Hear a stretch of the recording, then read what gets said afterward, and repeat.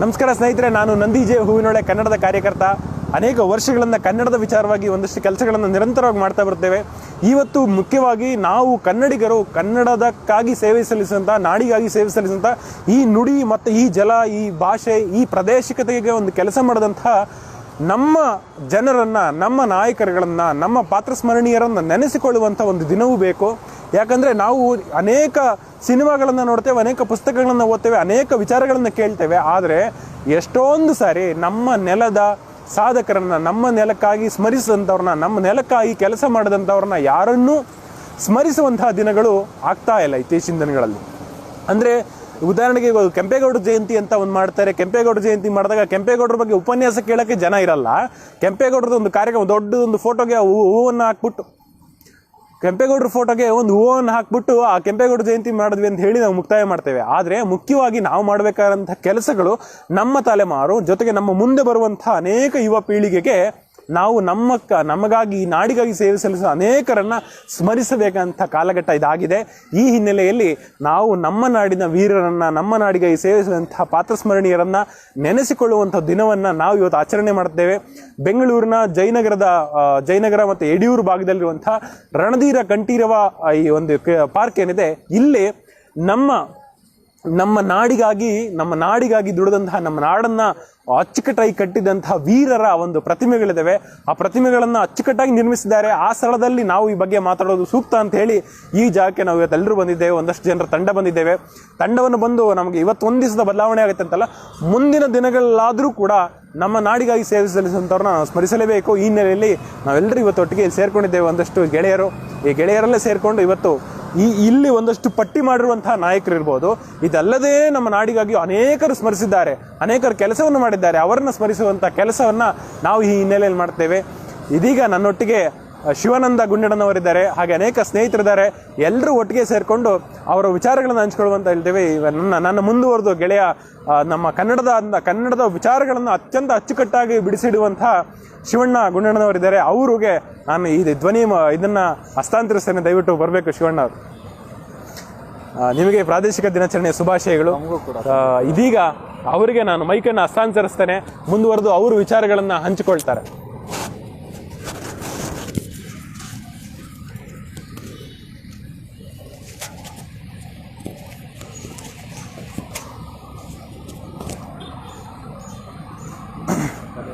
ನಮಸ್ಕಾರ ಗೆಳೆಯ ನಂದಿಹೊಳೆಯವ್ರಿಗೆ.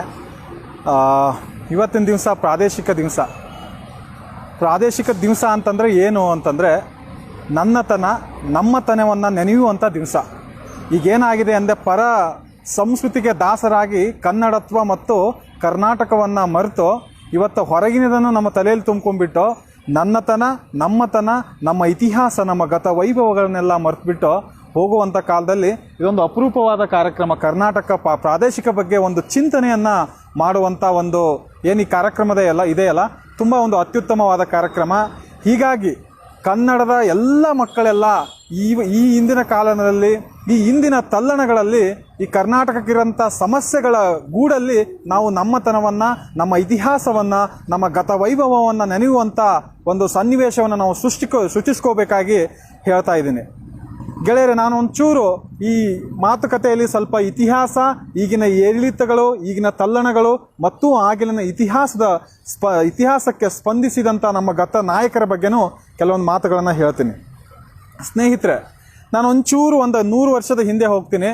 150 ವರ್ಷದ ಹಿಂದೆ ಹೋದಾಗ ಕರ್ನಾಟಕ ಹರಿದು ಹಂಚಿ ಹೋಗಿ ತನ್ನತನವನ್ನು ತಲೆಯಲ್ಲಿ ಇಟ್ಕೊಳ್ಳದೆ 10 ಭಾಗಗಳಾಗಿ ಕರ್ನಾಟಕ ಒಡೆದು ಛಿದ್ರವಾಗಿರುತ್ತೆ. ಮುಂಬೈ ಕರ್ನಾಟಕ, ಹೈದರಾಬಾದ್ ಪ್ರಾಂತ್ಯ, ಮೈಸೂರು ಪ್ರಾಂತ್ಯ, ಸಂಡೂರು ಪ್ರಾಂತ್ಯ, ಜಮಖಂಡಿ ಪ್ರಾಂತ್ಯ, ಮುಧೋಳ ಪ್ರಾಂತ್ಯ, ಸಾಂಗ್ಲಿ, ಮಿರಜ್, ಹಿಂಗೆ 10-20 ಭಾಗಗಳಾಗಿ ಕರ್ನಾಟಕ ಒಡೆದು ಹೋಗಿರುತ್ತೆ. ಆ ಕಾಲದಲ್ಲಿ ಮುಂಬೈ ಪ್ರಾಂತ್ಯದಲ್ಲಿ ಏನಾಗುತ್ತೆ ಅಂತಂದರೆ, ಮೊದಲು ಒಂದು ಸ್ವಾಭಿಮಾನದ ಕಹಳೆ ಮೊಳಗುತ್ತೆ.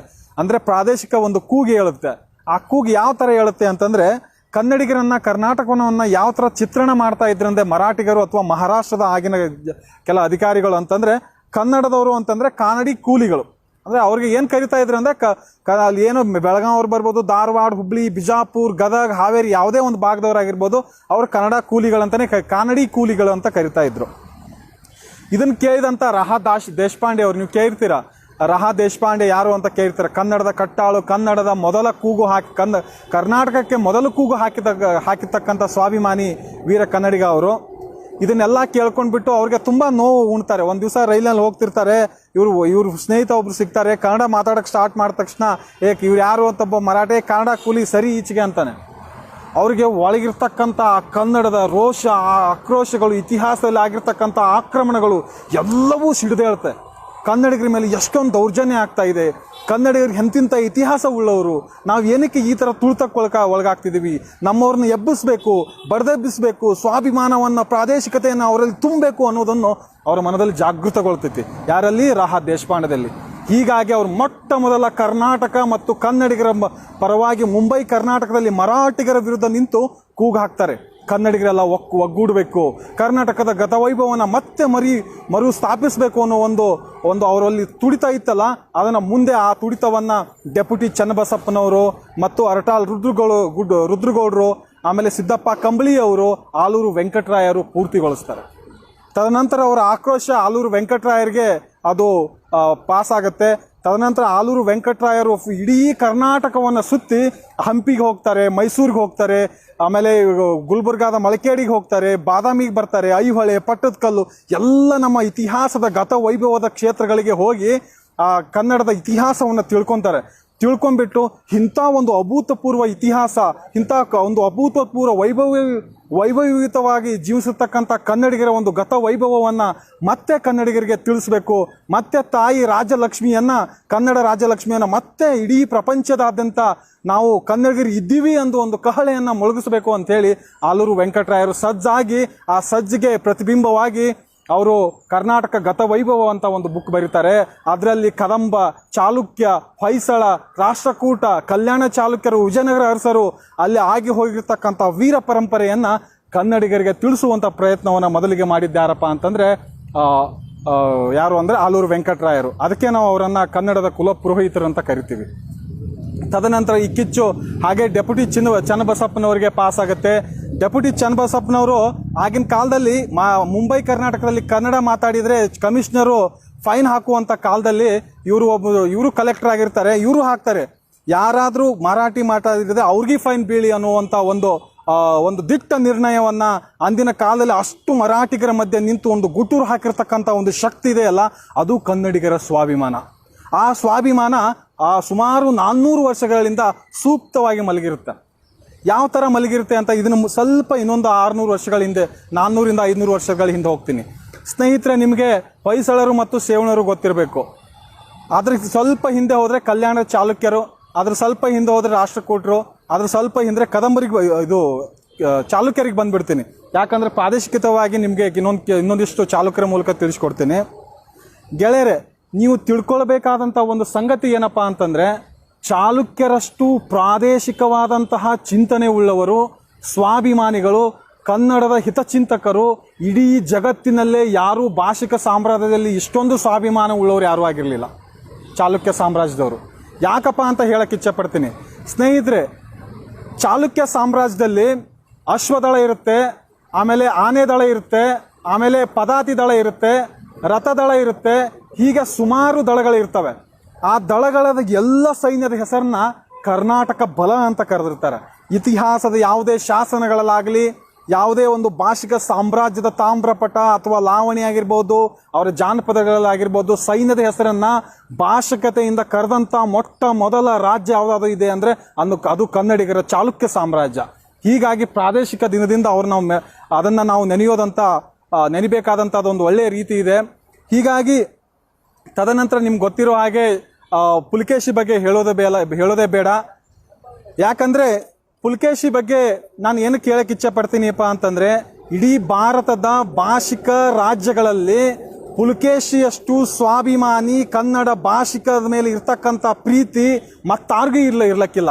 ನೀವು ವಿಚಾರ ಮಾಡ್ಬೋದು, ಅರಬ್ಬರು ಬಂದರು, ಯುರೋಪಿಯನ್ನರು ಬಂದರು, ಯಾರ್ಯಾರೋ ಬಂದರು, ಅಟ್ಯಾಕ್ ಮಾಡಿದ್ರು, ಪಾರಸ್ ರಾಜ ಅಲೆಕ್ಸಾಂಡ್ರನ್ ತಡೆದ, ಗುಪ್ತರು ಯಾರನ್ನೋ ತಡೆದ್ರು, ಸಮುದ್ರಗುಪ್ತ ಒಳ್ಳೆ ಅವನು ನಾಯಕ, ಹಾಗೆ ಹೀಗೆ ಅಂತ ಕರ್ಕೋಬಹುದು. ಖಂಡಿತ ಅಲ್ಲ. ಕರ್ನಾಟಕದಲ್ಲಿ ಕನ್ನಡಿಗರು ಭಾರತಕ್ಕೆ ಕೊಟ್ಟಂತಹ ಕೊಡುಗೆ ಇದೆಯಲ್ಲ, ಅದು ಅಭೂತಪೂರ್ವವಾದದ್ದು. ನಾನು ಹೇಳಕ್ಕೆ ಇಲ್ಲಿ ಇಚ್ಛೆ ಪಡೋದೇನಪ್ಪ ಅಂತಂದ್ರೆ, ಅವತ್ತಿಗೆ ಇರಾನಿನ ದೊರೆ, ಪರ್ಷಿಯಾದ ದೊರೆಗಳು ಕರ್ನಾಟಕದ ಮೇಲೆ ಅಟ್ಯಾಕ್ ಮಾಡಿದಾಗ, ಮೊಟ್ಟ ಮೊದಲು ಇನ್ನೂ ಅವಾಗ ಇಸ್ಲಾಂ ಧರ್ಮ ಚಿಗುರು ಹೊಡೆಯುವಂತಹ ಹಂತದಲ್ಲಿದ್ದಾಗ, ಆ ಇರಾನಿನ ಪರ್ಷಿಯಾದ ದೊರೆಯನ್ನ ಮೊಟ್ಟ ಮೊದಲ ತಡೆದು ನಮ್ಮ ಪುಲಕೇಶಿಯ ದಂಡನಾಯಕ ಆದಂಥ ರವಿಕೀರ್ತಿ ಇಡೀ ಇರಾನ್ವರೆಗೂ ಆ ಪರ್ಷಿಯಾ ದೊರೆಯನ್ನ ಓಡಿಸ್ಕೊಂಡು ಹೋಗಿ ಅವ್ರಿಗೆ ಅಲ್ಲಿ ಓಡಿಸ್ಕೊಂಡು ಹೋಗಿ ದಂಡಯಾತ್ರೆ ಮಾಡಿದ್ರು. ಅವ್ರಿಗೆ ಯಾವುದೇ ಥರ ಹಿಂಸಿಸದೆ ಇಲ್ಲಿರ್ತಕ್ಕಂಥ ಸಂಸ್ಕೃತಿಯನ್ನು ಇರಾನಿಗೆ ಪರಿಚಯಿಸಿ ಅವತ್ತಿನಿಂದ ಇವತ್ತಿನವರೆಗೂ ಇರಾನಿನ ಜೊತೆ ಇವತ್ತೇನು ಸಂಬಂಧ ಅಷ್ಟು ದೃಢವಾಗಿದೆ ಅಂತಂದರೆ ಅದಕ್ಕೆ ಚಾಲುಕ್ಯ ಕಾರಣ. ಚಾಲುಕ್ಯರಲ್ಲಿ ಇಮ್ಮಡಿ ಪುಲಕೇಶಿಯ ರವಿಕೀರ್ತಿ ದಂಡನಾಯಕ ಕಾರಣ ಅಂತ ನಾನು ಹೇಳಕ್ಕೆ ಇಚ್ಛೆಪಡ್ತೀನಿ. ಇದನ್ನೆಲ್ಲ ಕನ್ನಡಿಗರು ತಿಳ್ಕೊಬೋದಂಥ ವಿಚಾರಗಳು ಇವೆಲ್ಲ. ಯಾಕೆ ತಿಳ್ಕೊಬೇಕಂದ್ರೆ ಕನ್ನಡಿಗರ ವಿಚಾರಗಳು ಯಾರೋ ಹೇಳ್ತಾರೆ ಇರಾನ್ ಜೊತೆ ಸಂಬಂಧ 100 ವರ್ಷ 1000 ವರ್ಷ ಅಂತ ಹೇಳ್ತಾರೆ. ಮೊದಲು ಇರಾನಿನ ಜೊತೆ ಸಂಬಂಧವನ್ನು ಅವರನ್ನು ಗೆದ್ದು ಆ ಗೆಲುವಿನ ಮೂಲಕ ಕರ್ನಾಟಕದ ಒಂದು ಸಂಸ್ಕೃತಿಯನ್ನು ಇರಾನಿಗೆ ಪರಿಚಯಿಸಿದವರು ಯಾರು ಅಂದರೆ ಅವರು ಪುಲಕೇಶಿಯ ದಂಡನಾಯಕ ರವಿಕೀರ್ತಿ. ಹೀಗಾಗಿ ಅವತ್ತಿನಿಂದ ಇವತ್ತಿನವರೆಗೂ ಇರಾನಿನ ಸಂಸ್ಕೃತಿ ಇಲ್ಲಿಗೆ ಬಂದಿದೆ. ಇಲ್ಲಿರ್ತಕ್ಕಂಥ ಕನ್ನಡದ ಪ್ರಾದೇಶಿಕತೆ ಅಲ್ಲಿ ಇರಾನಿಗೂ ಹೋಗಿದೆ. ತದನಂತರ ಸುಮಾರು ಜನ ಬರ್ತಾರೆ. ಇಲ್ಲಿ ಕನ್ನಡಿಗರು ಎಷ್ಟು ಸುಸಂಸ್ಕೃತರು ಮತ್ತು ಎಷ್ಟು ಒಳ್ಳೆಯವರು ಅನ್ನೋದಕ್ಕೆ ಇಲ್ಲಿ ಇನ್ನೊಂದು ಉದಾಹರಣೆ ಸಿಗುತ್ತೆ ನಿಮಗೆ. ಚಾಲುಕ್ಯ ಪುಲಕೇಶಿ ಸಂಸ್ಥಾನದ ಮೇಲೆ ಏನಾಗುತ್ತೆಪ್ಪ ಅಂತಂದರೆ, ಪಲ್ಲವದ ಮಹೇಂದ್ರ ವರ್ಮ ತಮಿಳುನಾಡಲ್ಲಿ ರಾಜ್ಯ ಆಳ್ತಾ ಇರ್ತಾನೆ. ಪುಲಕೇಶಿ ಇಲ್ಲಿ ಕರ್ನಾಟಕದ ಬಾದಾಮಿಯಲ್ಲಿ ಆಳ್ತಾ ಇರ್ತಾನೆ. ಸುಮಾರು ತೊಂದರೆ ಕೊಡ್ತಾ ಇರ್ತಾರೆ ಪಲ್ಲವರು. ಈ ಥರ ಆದರೆ ಸುಮ್ಮನಿರಲ್ಲ ಅಂದ್ಕೊಂಡು ಸುಮಾರು ಸತಿ ದಂಡಯಾತ್ರೆ ಮಾಡಿಬಿಟ್ಟು ಅವ್ರನ್ನ ಸೋಲ್ಸಿರ್ತಾನೆ. ಆದರೂ ನಿಲ್ಲಿಸ್ಬೇಕಾ? ಸೊ ಹೀಗಾಗಿ ಅದನ್ನ ಅಂದರೆ ಯಾವ ಸಾಂಸ್ಕೃತಿಕವಾಗಿ ಎಷ್ಟು ನಮ್ಮಲ್ಲಿ ಸಮ್ಮಿಳಿತ ಇದೆ ಅಂತ ಹೇಳ್ತೀನಿ. ಆಮೇಲೆ ಏನಾಗುತ್ತೆ ಅಂತಂದರೆ, ಮಹೇಂದ್ರ ವರ್ಮನನ್ನು ಸೋಲಿಸಿ ಪುಲಕೇಶಿ ಬಾದಾಮಿಗೆ ಬಂದಿರ್ತಾನೆ. ಅವನ ಹಿಂದ್ಗಡೆನೇ ಆವಾಗ ಸುಮಾರು ವರ್ಷಗಳಾಗಿಬಿಟ್ಟಿರ್ತಾನೆ, ಅಂದರೆ ಓಲ್ಡ್ ಆಗಿರ್ತಾನೆ ಪುಲಕೇಶಿ. ಅವನು ಮಹೇಂದ್ರ ವರ್ಮನ ಮಗ ನರಸಿಂಹವರ್ಮ ಬಾದಾಮಿಯನ್ನು ಮುತ್ತಿ ಪುಲಕೇಶಿಯನ್ನು ಸಾಯಿಸಿ ಬಾದಾಮಿಯನ್ನು ಸುಡ್ತಾನೆ. ಅದು ಇನ್ನೊಂದು ಇತಿಹಾಸ, ಅದು ಇಲ್ಲಿ ಬೇಡ. ಆದರೆ ಈ ಸೇಡನ್ನು ಕನ್ನಡಿಗರು ಯಾವ ರೀತಿ ತೀರಿಸ್ಕೊತಾರೆ, ಯಾವ ರೀತಿ ಸಹನಾಭೂತಿಯಿಂದ ವರ್ತಿಸ್ತಾರೆ ಅನ್ನೋದನ್ನು ನಿಮ್ಗಿಲ್ಲಿ ಹೇಳಕ್ಕೆ ಇಚ್ಛೆ ಪಡ್ತೀನಿ. 12 ವರ್ಷಗಳ ಕಾಲ ಚಾಲುಕ್ಯ ಸಾಮ್ರಾಜ್ಯ ಗಾಂಧಾಕಾರಕ್ಕೆ ಹೋಗಿಬಿಟ್ಟಿರುತ್ತೆ. ಅಂದರೆ 12 ವರ್ಷಗಳ ಕಾಲ ಇಡೀ ಕರ್ನಾಟಕ ಒಂಥರ ಮರುಭೂಮಿ ಥರ ಆಗಿಬಿಟ್ಟಿರುತ್ತೆ. ಆವಾಗ ಏನಾಗುತ್ತೆ ಅಂದರೆ, ಪುಲಕೇಶಿಯ ಮಗ ವಿಕ್ರಮಾದಿತ್ಯ ಅಂತ ಎಲ್ಲರೂ ಕೇಳಿರ್ತೀರ. ವಿಕ್ರಮಾದಿತ್ಯ ಮತ್ತೆ ಎಲ್ಲ ಕನ್ನಡಿಗರನ್ನು ಸಂಘಟಿಸಿ ಬುಡಕಟ್ಟು ಜನರನ್ನು ಸೇರಿಸಿ ಮತ್ತೆ ಒಂದು ಸೈನ್ಯವನ್ನು ಕಟ್ಟಿ ಅವನು ವಿಕ್ರಮಾದಿತ್ಯ, ಅವನ ಮಗ ವಿನಯಾದಿತ್ಯ ಮತ್ತು ವಿಜಯಾದಿತ್ಯ ಪಲ್ಲವರ ಮೇಲೆ ದಂಡಯಾತ್ರೆ ಮಾಡಿ ಅವ್ರನ್ನ ಗೆಲ್ತಾರೆ. ಗೆದ್ದಾದ್ಮೇಲೆ ನಿಮ್ಗೆ ವಿಚಾರ ಮಾಡ್ಬೋದು, ಅವ್ರು ಅದೇ ಥರ ಕಂಚಿಯನ್ನು ಇವತ್ತು ಸುಟ್ಬಿಟ್ಟಿದ್ರೆ ನಮಗೆ ಕಂಚಿಯ ಕಾಮಾಕ್ಷಿ ಗುಡಿ ಸಿಗ್ತಾ ಇರಲಿಲ್ಲ. ಆದರೆ ಆ ಥರ ಮಾಡಲ್ಲ. ಏನು ಮಾಡ್ತಾರೆ ಅಂದರೆ, ಅವ್ರನ್ನ ಕಂಚಿಯನ್ನು ಗೆದ್ದ ನರಸಿಂಹವನ್ನು ಸಮಾಪ್ತಿಗೊಳಿಸಿದ್ರು. ಅಲ್ಲಿ ಮತ್ತೆ ದಾನ ದತ್ತಿಗಳನ್ನು ಕೊಟ್ಟು ಅಲ್ಲಿ ಅನೇಕ ಗುಡಿಗಳನ್ನು ಕಟ್ಟಿ ಕನ್ನಡಿಗರಲ್ಲಿ ಇರ್ತಕ್ಕಂಥ ಪ್ರಾದೇಶಿಕ ಕರುಣೆಯನ್ನು ತಮಿಳರಿಗೂ ಹಂಚಿದಂಥ ಒಂದು ಅದ್ಭುತ ಸಂಸ್ಕೃತಿ ನಮ್ಮ ಕನ್ನಡಿಗರದ್ದು. ತದನಂತರ ಹೊಯ್ಸಳರು ಬರ್ತಾರೆ. ಹೊಯ್ಸಳಲ್ಲಿ ನಾವು ಸುಮಾರು ಪ್ರಾದೇಶಿಕತೆಯನ್ನು ಕಾಣ್ತೀವಿ. ಆಮೇಲೆ ನೆಕ್ಸ್ಟು 6ನೇ ವಿಕ್ರಮಾದಿತ್ಯ ಬರ್ತಾನೆ. ಹೇಳ್ಬೋದಾ ಸಮಯ ಇದ್ದರೆ? 6ನೇ ವಿಕ್ರಮಾದಿತ್ಯ ಬರ್ತಾನೆ. 6ನೇ ವಿಕ್ರಮಾದಿತ್ಯ ಪ್ರಾದೇಶಿಕತೆ ಯಾವ ಥರ ಪಸರಿಸ್ತು ನಾನು ಜಗತ್ತಿನಾದ್ಯಂತ ಅಂತ ಹೇಳ್ತೀನಿ. ಯಾಕೆ ಈ ಮಾತನ್ನು ಹೇಳ್ತಾ ಇದ್ದೀನಿ ಅಂದರೆ, 6ನೇ ವಿಕ್ರಮಾದಿತ್ಯನ ಕಾಲದಲ್ಲಿ ಅವನ ಸೈನ್ಯದಲ್ಲಿರ್ತಕ್ಕಂಥ ಕಟ್ಟಾಳುಗಳನ್ನು ನೇಪಾಳ ಮತ್ತು ಪಶ್ಚಿಮ ಬಂಗಾಳಿಗೆ, ನಾವು ಬಾಂಗ್ಲಾದೇಶ್ ಅಂತ ಕರಿತೀವಿ, ಸುಮಾರು ಆ ಕಡೆಗಳೆಲ್ಲ ಕಳಿಸ್ಕೊಡ್ತಾನೆ. ಅಲ್ಲಿರ್ತಕ್ಕಂಥ ಬಾಂಗ್ಲಾದೇಶಕ್ಕೆ ಹೋಗಿ ಇಡೀ ಬಾಂಗ್ಲಾವನ್ನು ಗೆದ್ದು ಅದನ್ನು ಸುಮಾರು 300ರಿಂದ 400 ವರ್ಷಗಳ ಆಗಿರ್ತಕ್ಕಂಥ ಸೇನರಾಜರ ಬಗ್ಗೆ ಹೇಳ್ತೀನಿ. ಸೇನರಾಜರ ಬಗ್ಗೆ ಏನಕ್ಕೆ ಹೇಳ್ತೀನಿ ಅಂತಂದರೆ, ಇಡೀ ಕರ್ನಾಡಿನ ಸಂಸ್ಕೃತಿಯಲ್ಲಿ ಯಾವುದೇ ಸಾಮ್ರಾಜ್ಯದ ಕುಡಿ ನಾವು ಕನ್ನಡಿಗರು, ನಾವು ಕರ್ನಾಟಕದಿಂದ ಬಂದವರು, ನಾವು ಕರ್ನಾಟಕದ ಕ್ಷತ್ರಿಯರು ಅಂತ ಕರ್ಕೊಂಡಿದ್ದು ಯಾರಾದರೂ ಇದೆ ಅಂದರೆ ಅದು ಬಂಗಾಳದ ಸೇನರು. ಇವತ್ತಿಗೂ ಹೇಳ್ತಾರೆ ಅವರು, ನಾವು ಕರ್ನಾಟಕದ ಕ್ಷತ್ರಿಯರು ಅಂತಲೇ ಇವತ್ತು ಅವ್ರ ಜಾತಿಯಲ್ಲಿ ಬರ್ಸ್ಕೊತಾರೆ. ಹೀಗಾಗಿ ನಮ್ಮ ಪ್ರಾದೇಶಿಕತೆಯನ್ನು ಎಲ್ಲಿ ಬೇಕಾದ್ರೆ ನೇಪಾಳಕ್ಕೆ ಹೋಗ್ಬೋದು, ಅಲ್ಲಿರ್ತಕ್ಕಂಥ ಜಂಗಮ್ ಸಂಸ್ಕೃತಿ ಆಗಿರ್ಬೋದು. ಹೀಗೆ ಬೇರೆ ಬೇರೆ ಊರುಗಳಲ್ಲಿ ಕರ್ನಾಟಕದ ಸಂಸ್ಕೃತಿ, ಬೇರೆ ಬೇರೆ ರಾಜ್ಯಗಳಲ್ಲಿ ಬೇರೆ ಬೇರೆ ಪ್ರದೇಶಕ್ಕೆ ಕರ್ನಾಟಕ ಸಂಸ್ಕೃತಿಯನ್ನು ನಾವು ತೊಗೊಂಡು ಹೋಗಿದ್ದೀವಿ. ನನಗೆ ಸುಮಾರು ಜನ ಇದ್ದಾರೆ, ಸುಮಾರು ಜನ ಅನೇಕ ವೀರರು ನಮ್ಮಲ್ಲಿ ಸಿಗ್ತಾರೆ. ಬೇಕಂದ್ರೆ ಸಮಯದ ಅಭಾವ ಇರೋದ್ರಿಂದ ಅದರಲ್ಲಿ ನಾನು ಭಾಳ ಚುಟುಕಾಗಿ ಹೇಳಿಬಿಡ್ತೀನಿ ಇದರಲ್ಲಿ. ಆಮೇಲೆ ಇಮ್ಮಡಿ 600 ವರ್ಷ ಅದಾದ ನಂತರ ಸುಮಾರು ಬರ್ತದೆ. ನಾನು ಇನ್ನೊಂದು ಚೂರು ಮುಂದಕ್ಕೆ ಬಂದು ಈಗ ನಾನು ಕರ್ನಾಟಕದ ಏಕೀಕರಣದ ಬಗ್ಗೆ ಬಂದುಬಿಡ್ತೀನಿ. ಕರ್ನಾಟಕ ಏಕೀಕರಣಕ್ಕೆ ಬಂದಾಗ ಏನು ವಿಷಯಪ್ಪ ಅಂತ, ಕರ್ನಾಟಕದ ಏಕೀಕರಣದಲ್ಲಿ ನಿಮ್ಗೆ ಹೇಳಿದ ಅರಟಾಳ್ ಋತುಗಳು, ಸಿದ್ದಪ್ಪ ಕಂಬಳಿ ಅವರು ಎಲ್ಲ ಆಗಿರ್ತಾರೆ. ಕರ್ನಾಟಕದಲ್ಲಿ ಪ್ರಾದೇಶಿಕತೆಯನ್ನು ಜಾಗೃತಿಗೊಳಿಸ್ತಾರೆ. ಜಾಗೃತಿಗೊಳಿಸಿ ಇಲ್ಲಿ ಅದಕ್ಕೆ ನಿಮಗೆ ಒಬ್ರು ಕೆಂಚನಗೌಡರು ಅಂತ ಬರ್ತಾರೆ. ಕೆಂಚನಗೌಡರು ಅಂತ ಬಂದ್ಬಿಟ್ಟು ಆಮರಣ ಉಪವಾಸ ಕೂಡ್ತಾರೆ. ಕನ್ನಡದ ಬಗ್ಗೆ ಜಾಗೃತಿ ಮೂಡಿಸಬೇಕು ಮತ್ತು ಕರ್ನಾಟಕ ಒಕ್ಕೂಟದಲ್ಲಿ ತನ್ನದೇ ಆದ ಒಂದು ಸಾರ್ವಭೌಮತೆಯನ್ನು ಪಡಿಬೇಕು ಅನ್ನೋ ದೃಷ್ಟಿಯಿಂದ ಆಗಿನ ಕನ್ನಡಿಗರು ಮಾಡಿರ್ತಕ್ಕಂಥ ಶ್ರಮದ ಫಲವಾಗಿ ಇವತ್ತು ನಾವು ಕರ್ನಾಟಕದ ಒಂದು ಫಲವನ್ನು ಉಣ್ತಾ ಇದ್ದೀವಿ. ಹೀಗಾಗಿ ಈ ಪ್ರಾದೇಶಿಕ ದಿವಸ ಸಂಗೊಳ್ಳಿ ರಾಯಣ್ಣ, ಕಿತ್ತೂರು ರಾಣಿ ಚೆನ್ನಮ್ಮ, ಅರ್ತಾಳ್ ರುದ್ರಗೌಡರು, ಸಿದ್ದಪ್ಪ ಕಂಬಳಿ ಅವರು, ಪಾವಟೆ ಅವರು, SR ಹಿರೇಮಠ್ ಅವರು, ಸುಮಾರು ಜನ ಬಂದು ಹೋಗ್ತಾರೆ. ಯಾರು ಮತ್ತು ಮುಂಡ್ರಿಗಿ ಭೀಮರಾಯ ಆಗಿರ್ಬೋದು, ಆಮೇಲೆ ಹಡಗಲಿ ಬೇಡ್ರಾಗಿರ್ಬೋದು, ಸಿಂಧೂರು ಲಕ್ಷ್ಮಣ ಆಗಿರ್ಬೋದು, ಹೀಗೆ ಅನೇಕ ವೀರಾತಿ ವೀರರು ಕರ್ನಾಟಕದಲ್ಲಿ ಬಂದು ಹೋಗ್ತಾರೆ. ಹೀಗಾಗಿ ಪ್ರಾದೇಶಿಕ ದಿನದಿಂದ ಇವ್ರನ್ನೆಲ್ಲ ನೆನೆಸುವಂಥ ಕಾರ್ಯ ನಮ್ಮ ಮೂಲಕ ಆಗಬೇಕು. ಸಮಯದ ಅಭಾವದಿಂದ ಕೆಲವೊಂದು ಮಾತ್ರ ನಿಮ್ಗೆ ವಿವರಿಸಬೇಕಾಯಿತು. ಈಗ ಮರಾಠಿಗರನ್ನ 600 ವರ್ಷ ಜಾಸ್ತಿ ಹೈಲೈಟ್ ಮಾಡ್ತೀನಿ. ಇನ್ನೊಂದಿಷ್ಟು ವಿಷಯಗಳನ್ನು ಹೇಳ್ಬಿಡ್ತೀನಿ. ಮೇನು ನಾನು ಇಲ್ಲಿ ಏನಪ್ಪ ಅಂತಂದರೆ, ನಿಮಗೆ ಇವತ್ತು ಇನ್ನೊಂದು ಜಯಂತಿನೂ ಇರ್ಬೋದು. ಅದು ಯಾರ ಜಯಂತಿ ಅಂತ ಹೇಳಕ್ಕೆ ಹೋಗಲ್ಲ, ನಿಮಗೆಲ್ಲ ಗೊತ್ತಿರುತ್ತೆ. ಮರಾಠರು ಮತ್ತು ಕನ್ನಡಿಗರ ಒಂದು ಸ್ಥಿತಿಗತಿಗಳ ಬಗ್ಗೆ ನಾನು ನಿಮಗೆ ವಿವರಿಸ್ತೀನಿ. ಏನು ವಿವರಿಸ್ತೀನಪ್ಪ ಅಂತಂದರೆ, ನಿಮಗೆ ಈಗ ಎಲ್ಲಿಂದ ಸ್ಟಾರ್ಟ್ ಆಗುತ್ತೆ ಅಂದರೆ ಅಮೋಘ ವರ್ಷ ನೃಪತುಂಗ ಅವ್ರು ಇಲ್ಲೇ ಇದ್ದಾರೆ, ನೀವು ನೋಡ್ಬೋದು. ಅಮೋಘ ವರ್ಷ ನೃಪತುಂಗ ಇವನು ಬಂದು ರಾಷ್ಟ್ರಕೂಟ ದೊರೆ. ಇಡೀ ಜಗತ್ತಿನಲ್ಲೇ ಅತ್ಯಂತ ಹೆಚ್ಚು ಕಾಲ ಆಳಿದಂಥ ಒಬ್ಬ ರಾಜ ಇವ್ರ ಬಗ್ಗೆ ಏನಕ್ಕೆ ಬಂದೆ ಮರಾಠರ ಜೊತೆಗೆ ಇರೋಣ ಅಂತಂದರೆ, ಇವ್ರ ಕಾಲದಲ್ಲಿ ಒಂದು ಕನ್ನಡದ ಮೊದಲ ಕೃತಿ ಕವಿರಾಜ ಮಾರ್ಗ ಏನು ಬರುತ್ತಲ್ಲ, ಅದರಲ್ಲಿ ಹೇಳ್ತಾರೆ, ಕಾವೇರಿಯಿಂದ ಗೋದಾವರಿಗೆ, ಅಂದರೆ ಗೋದಾವರಿ ಅಂತಂದರೆ ನಾಶಿಕ್ ದಾಟಿ, ಅಂದರೆ ಇಡೀ ಮಹಾರಾಷ್ಟ್ರದ ಆಚೆಗೂ ಕನ್ನಡ ಸಾಮ್ರಾಜ್ಯ ವಿಸ್ತರಿಸಿತ್ತು ಅಂತೇಳಿ ನಮ್ಮ ಒಂದು ಏನಪ್ಪ ಅಂತಂದರೆ ಕವಿರಾಜ ಮಾರ್ಗದಲ್ಲಿ ಉಲ್ಲೇಖ ಆಗಿದೆ. ಒಂದು ಶ್ರೇಷ್ಠ ಕನ್ನಡ ಕೃತಿಯಲ್ಲಿ ಉಲ್ಲೇಖ ಆಗಿದೆ. ಇದನ್ನು ಯಾಕೆ ಹೇಳ್ತೀನಿ ಅಂತಂದರೆ, ಇವಾಗೇನು ಮರಾಠಿಗೂ ನಮ್ಮ ಜೊತೆ ಕಾಲು ಕೆರ್ಕೊಂಡು ಜಗಳಕ್ಕೆ ಬರೋದು, ಬೆಳಗಾವಿ ನಮ್ದು ಅನ್ನೋದು, ಕನ್ನಡಿಗರ ಮೇಲೆ ದೌರ್ಜನ್ಯ ಮಾಡೋದು, 1990ರಲ್ಲಿ ಲುಂಗಿ ಹಟಾವೋ ಅಂತೇಳಿ ಅನೇಕ ಕನ್ನಡಿಗರ ಮೇಲೆ ದಾಂಧಲೆ ಮಾಡಿರೋದ್ರ ಮೂಲಕ ನಾನು ಇಲ್ಲಿ ಬರ್ತಾ ಇದ್ದೀನಿ. ಏನಪ್ಪ ವಿಷಯ ಅಂತಂದರೆ, ಈಗ ಮಹಾರಾಷ್ಟ್ರ ಅಂತ ತಗೊಳಕ್ಕೆ ಹೋದರೆ ಕರ್ನಾಟಕ ಬಿಟ್ಟು ಏನೂ ಇಲ್ಲವೇ ಇಲ್ಲ. ಮಹಾರಾಷ್ಟ್ರದ ಪ್ರಥಮ ಶಾಸನ ಯಾವುದು ಅಂತಂದರೆ, ನಮ್ಮ ಕನ್ನಡಿಗರ ಶ್ರವಣ ಬೆಳಗೊಳದ ಗೊಮ್ಮಟೇಶ್ವರ ಕಾಲ ಕೆಳಗಿನ ಒಂದು ಶಾಸನವೇ ಮರಾಠಿಗರ ಶಾಸನ. 2 ಲೈನ್ ಶಾಸನ ಬರುತ್ತೆ. ಅದು ಕನ್ನಡಿಗರೇ ಕೆತ್ತಿಸಿದ್ದು. ಅದನ್ನ ಮೊದಲು ಮರಾಠಿಗರ ಅರಿಬೇಕು. ಹೀಗಾಗಿ ಅವರ ಮೊದಲ ಶಾಸನ ಯಾವುದಂದರೆ ಕನ್ನಡಿಗರ ಕಾಲ ಕೆಳಗಿಂದನೇ ಸ್ಟಾರ್ಟ್ ಆಗುತ್ತೆ. ಅಂದರೆ ಗೊಮ್ಮಟೇಶ್ವರ ಕಾಲ ಎಡಗಾಲಿನ ಮೇಲೆ ಅವ್ರದ್ದು ಶಾಸನ ಉಲ್ಲೇಖ ಆಗಿದೆ. ತದನಂತರ ಇನ್ನೂ ಅನೇಕ ಉಲ್ಲೇಖಗಳು ಬರ್ತವೆ. ಈಗೇನಂದ್ರೆ ಅವ್ರದ್ದು ಮಹಾರಾಷ್ಟ್ರದ ದೇವತೆ ಬಂದು ವಿಠಲ ಅಂತ ಬರುತ್ತೆ.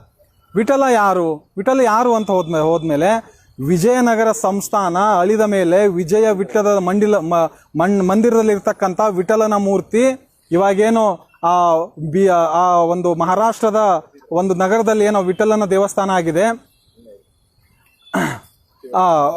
ಮಹಾರಾಷ್ಟ್ರದಲ್ಲಿ ಏನು ದೇವಸ್ಥಾನ ಆಗಿದೆ, ಆ ವಿಠಲನ ಮೂರ್ತಿ ಕನ್ನಡಿಗರದ್ದು. ಅಲ್ಲಿ ಜ್ಞಾನದೇವ ಮತ್ತು ಜ್ಞಾನದೇವರು ಬರೆದಿರ್ತಕ್ಕಂಥ ಜ್ಞಾನೇಶ್ವರಿ ಆಗಿರ್ಬೋದು, ಅಥವಾ ಯಾರು ಸಂತ ತುಕಾರಾಮ ಬರೆದಿರ್ತಕ್ಕಂಥ ಕೆಲವೊಂದು ಅವನ ಒಂದು ಕೃತಿಗಳಲ್ಲಾಗಿರ್ಬೋದು. ಇವನು ಯಾರು ವಿಠಲ ಬಂದ್ಬಿಟ್ಟು ಕನ್ನಡದವನೇ, ಕನ್ನಡ ಕರ್ನಾಟಕ ವಿಠಲ ಅಂತಾರೆ. ಅಂದರೆ ಕನ್ನಡದವನಾಗಿರ್ತಕ್ಕಂಥ ವಿಠಲನಿಗೆ ಶರಣು ಅಂತೇಳಿ ಅವರು ಮಹಾರಾಷ್ಟ್ರಿಗರೇ ಹೇಳಿದ್ದಾರೆ. ನಾನು ಯಾಕೆ ಈ ಮೂಲಕ ಹೇಳ್ತಾ ಇದ್ದೀನಿ ಅಂತಂದರೆ, ಮಹಾರಾಷ್ಟ್ರವನ್ನು ಸುಮಾರು 3ನೇ ಶತಮಾನದಿಂದ ಸುಮಾರು 13ನೇ ಶತಮಾನದವರೆಗೂ ಕನ್ನಡಿಗರು ಮರಾಠಿಗರನ್ನು ಆಳಿದ್ದೀವಿ. ಸೊ ಅದನ್ನು ಅವ್ರು ನೆನಪಿಟ್ಕೋಬೇಕು. 13ನೇ ಶತಮಾನದ ಆದಮೇಲೆ ಕೆಲವೊಂದು ಧರ್ಮಾಧಾರಿತ ಕೆಲವೊಂದು ಒಳಜಗಳದಲ್ಲನ್ನ ಲಾಭವನ್ನು ಪಡ್ಕೊಂಡು ಸೇವಣರಾಗಿರ್ಬೋದು, ಹೊಯ್ಸಳರಾಗಿರ್ಬೋದು ಒಳಜಗಳಗಳು ಮೂಡಿ ಆವಾಗ ನಮ್ಮ ಕನ್ನಡಿಗರೇ ಆಗಿರ್ತಕ್ಕಂಥ ಸೇವಣರಾಜರು ಮರಾಠಿ ಭಾಷೆಯನ್ನೇ ಬೆಳೆಸ್ತಾರೆ. ಮರಾಠಿ ಭಾಷೆಯನ್ನು ಬೆಳೆಸಿರ್ತವ್ರು ಯಾರಾದರೂ ಇದ್ದರೆ ಕನ್ನಡದ ಸೇವಣರಾಜರು. ನೀವು ಯಾವುದೇ ತಗೊಳ್ಳಿ, ತುಳಜಾ ಭವಾನಿ ದೇವಸ್ಥಾನದಲ್ಲಿರ್ತಕ್ಕಂಥ ಕನ್ನಡ ಶಾಸನ ತಗೊಳ್ಳಿ, ಕೊಲ್ಹಾಪುರ ಮಹಾಲಕ್ಷ್ಮಿಯಲ್ಲಿ ಸಿಕ್ಕಿರ್ತಕ್ಕಂಥ ಕನ್ನಡ ಶಾಸನ ತಗೊಳ್ಳಿ, ಅಥವಾ ವಿಠಲನ ಬಗ್ಗೆ ತಗೊಳ್ಳಿ, ಅಥವಾ ಎಲ್ಲೋರದಲ್ಲಿರ್ತಕ್ಕಂಥ ಕೈಲಾಸನಾಥ ದೇವಾಲಯದಲ್ಲಿ ಇರ್ತಕ್ಕಂಥ 3ನೇ ಗೋವಿಂದನ ಶಾಸನ ತಗೊಳ್ಳಿ. ಎಲ್ಲೇ ಹೋದರೂ ಇಡೀ ಮಹಾರಾಷ್ಟ್ರದಲ್ಲಿ ಹೇಳಿದ್ದಾರೆ, ಅವ್ರದ್ದೇ ಅನ್ವೇಕರರು ಹೇಳಿದ್ದಾರೆ, ಮಹಾರಾಷ್ಟ್ರದಲ್ಲಿ 1000 ಶಾಸನಗಳು ಸಿಕ್ಕರೆ ಅದರಲ್ಲಿ 700 ಚಿಲ್ಲರೆ ಕನ್ನಡ ಶಾಸನಗಳಿದ್ದಾವೆ. 700 ಚಿಲ್ಲರೆ ಕನ್ನಡ ಶಾಸನಗಳಿದ್ದು ಇರುವಂಥ ಕುರುವು ಏನಪ್ಪ ಅಂದರೆ ಇಡೀ ಮಹಾರಾಷ್ಟ್ರ ಕನ್ನಡಿಗರದ್ದು. ಆದರೂ ನೀವು ಕಾಲು ಕೆರ್ಕೊಂಡು ಬೆಳಗಾವಿ ನಮ್ಮದು ಅಂತ ಬರ್ತಾ ಇದ್ದೀರಿ ಅಂತಂದರೆ ಬಹಳ ತಪ್ಪು. ಯಾಕಂದರೆ ಇಲ್ಲಿ ಇರ್ತಕ್ಕಂಥ ಮಹಾರಾಷ್ಟ್ರದಲ್ಲಿ ಅರ್ಧ ಭಾಗಕ್ಕಿಂತ ಹೆಚ್ಚು ಮರಾಠಿಗರು ಕನ್ನಡದವರೇ ಆಗಿದ್ದರು ಅಂತ ಅನೇಕ ಉಲ್ಲೇಖಗಳು ಸಾರಿ ಹೇಳ್ತವೆ. ಅನೇಕ ಉಲ್ಲೇಖಗಳು ಬೇಡ, ನಾನು ನಿಮಗೆ ಆ ಒಂದು ಇದು ಮಹಾರಾಷ್ಟ್ರದ ಒಂದು ಮುಂಬೈ ವಿಶ್ವವಿದ್ಯಾಲಯದಲ್ಲಿ ಬರ್ತಿರ್ತಕ್ಕಂಥ ಒಂದು ಮಹಾರಾಷ್ಟ್ರದಲ್ಲಿ ಸಿಕ್ಕಂಥ ಶಾಸನಗಳ ಮೂಲಕ ಮರಾಠಿಗರು ಕನ್ನಡಿಗರೇ ಎಂಬ ಮರಾಠಿಗರೇ ಬರೆದಿರ್ತಕ್ಕಂಥ ಒಂದು ಬುಕ್ನೇ ಅದನ್ನು ಹೇಳ್ತದೆ. ಈ ಬುಕ್ಕಲ್ಲಿ ತುಂಬ ಕ್ಲಿಯರ್ ಆಗಿ ಮೆನ್ಷನ್ ಮಾಡಿದ್ದಾರೆ. ವಿಠಲನ ಬಗ್ಗೆ ಆಗಿರಬಹುದು, ಅಥವಾ ಕೊಲ್ಲಾಪುರದ ಮಹಾಲಕ್ಷ್ಮಿ ಬಗ್ಗೆ ಆಗಿರಬಹುದು, ಅಥವಾ ಮುಂಬೈ ಯಾವ ಥರ ಕನ್ನಡಿಗರ ಪ್ರದೇಶ ಆಗಿತ್ತು, ಪುಣೆ ಯಾವ ಥರ ಕನ್ನಡಿಗರ ಪ್ರದೇಶ ಆಗಿತ್ತು ಅಂತೆಲ್ಲ ಹೇಳ್ತಾರೆ. ಔರಂಗಾಬಾದ್ ಬಂದು ದೇವಗಿರಿ ಅಂತ ಆಗಿತ್ತು. ದೇವಗಿರಿಯನ್ನು ಸೇವಣ ರಾಜರು ಆಳ್ತಾ ಇದ್ರು. ಆ ದೇವಗಿರಿಯ ಸೇವಣ ರಾಜ ಇವತ್ತು ಅದನ್ನು ಔರಂಗಾಬಾದ್ ಆಗಿದೆ. ಸುಮಾರು 4 ಶತಮಾನಗಳ ಕಾಲ ಸೇವಣರು ಅಂದರೆ ಕನ್ನಡಿಗರು ಔರಂಗಾಬಾದನ್ನು ಕನ್ನಡಿಗರ ಪ್ರದೇಶವನ್ನಾಗಿ ಇಡೀ ಮಹಾರಾಷ್ಟ್ರವನ್ನು ಆಳ್ತಾ ಇದ್ರು. ಇದೆಲ್ಲ ಇರಲಿ ಒಂದು ಕಡೆ ಇರಲಿ. ಇವತ್ತಿನ ಜಯಂತಿ ಬಗ್ಗೆ ಬರೋಣ, ಶಿವಾಜಿ ಜಯಂತಿ ಬಗ್ಗೆ ಬರೋಣ. ಶಿವಾಜಿ ಒಬ್ಬ ಅತ್ಯುತ್ತಮ ನಾಯಕ ಅಂತ ಕನ್ನಡಿಗರು ಒಪ್ಕೊತಾರೆ, ಅದರಲ್ಲಿ ಸಂದೇಹವಿಲ್ಲ. ಅವನು ಯಾವ ಥರ ತನ್ನ ಪ್ರಾದೇಶಿಕತೆಗೆ ಮರಾಠಿ ಜನಗಳಿಗೆ ಅವನೊಬ್ಬ ಅದ್ಭುತ ನಾಯಕ, ಅದ್ಭುತ ರಾಜ, ಒಬ್ಬ ಸಾಮಾನ್ಯ ಆಗಿರ್ತಕ್ಕಂಥ ಒಬ್ಬ ಮನುಷ್ಯ. ಅವತ್ತೊಂದು ಮರಾಠ ಸಾಮ್ರಾಜ್ಯವನ್ನು ಕಟ್ಟಿ ತನ್ನ ಮರಾಠಿಗೋಸ್ಕರ ದುಡಿದಿರ್ತಕ್ಕಂಥ ಕೀರ್ತಿ ಇದೆಲ್ಲ ಭಾಳ ದೊಡ್ಡದು. ಆದರೆ ಕನ್ನಡ ವಿಷಯಕ್ಕೆ ಬಂದಾಗ ಕನ್ನಡಿಗರು ಶಿವಾಜಿಯನ್ನು ಒಪ್ಕೊಳ್ಳಲ್ಲ. ಕನ್ನಡದ ವಿಷಯಕ್ಕೆ ಬಂದಾಗ ಭಾರತ ಅಂತ ನಾನು ಹೋಗೋದೇ ಇಲ್ಲ, ಇಲ್ಲಿ ಕರ್ನಾಟಕ ಮತ್ತು ಕನ್ನಡಿಗ ಕೇಂದ್ರೀಕೃತ ಮತ್ತು ಪ್ರಾದೇಶಿಕವಾಗಿ ಹೇಳ್ತಾ ಇದ್ದೀನಿ.